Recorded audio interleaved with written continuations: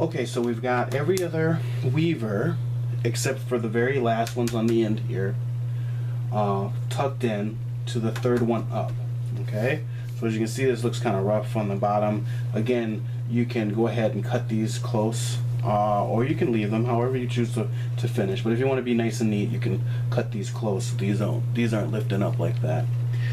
So now what we're going to do is we're going to take this last one and we're going to tuck this one again, the third one up, but then I'm going to rotate and do this last one, third one up, rotate, and then tuck this one up around like that. So I want to make sure that these are nice and moist so that we don't get any cracking or breaking. I'm going to rub that in there.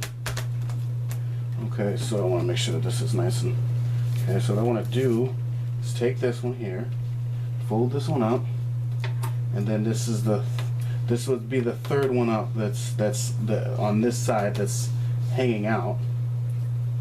And I have just cut that so I have enough space to work, enough length to work with.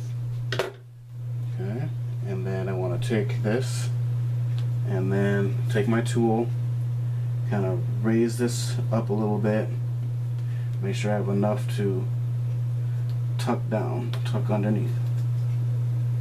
Okay. It's like so, tuck everything down. Okay? So there's that one. I want to rotate, and I'm going to do this one. Same thing. I'm going to fold this up, find out where we're at, and cut.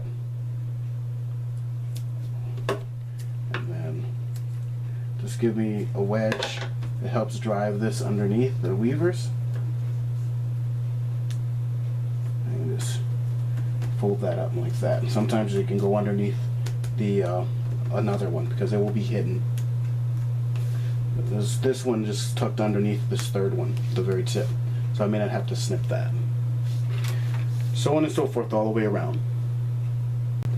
Alright, so we're coming up on the tail end of finishing up our mat. What you would then do, if you'd like, is you would do the same thing and the ones that are still left out and tuck them underneath the top part. Okay, so I just flip this over from the bottom where I was working, and then now I flip this over and I can take the time and tuck these up if you'd like. Or you can go ahead and cut these kind of a uniform length across like so, and this ends up being a nice way to kind of embellish your mat, kind of for a decorative touch if you want to leave the ends rough if you'd like. Okay, so I can go ahead and just finish this up. Put this aside and then do the same thing on this side here.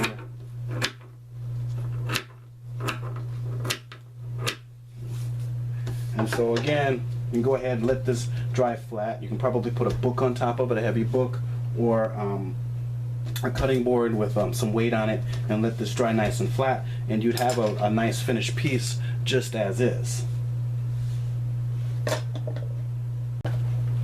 Or you can go ahead and just cut these all the way to the ends for an even finish.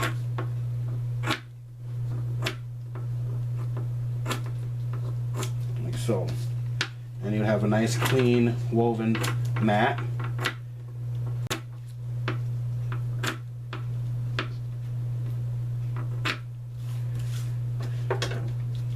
And pretty much there you have it. You just have a nice woven mat, and we'd let this dry flat, and this may end up having some holes in it, but it'll look really nice nonetheless.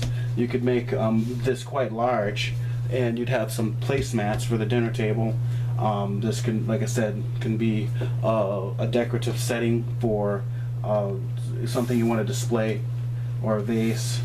And so we pretty much have it, and that's how you basic over under weave, just a straight weave for a cattail.